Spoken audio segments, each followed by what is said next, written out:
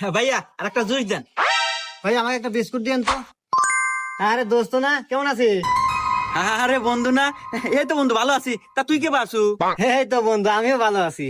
আচ্ছা ভাই আমাকে একটা বিস্কুট দেন। আচ্ছা বন্ধু, তাহলে আমি যাই, তুই থাক।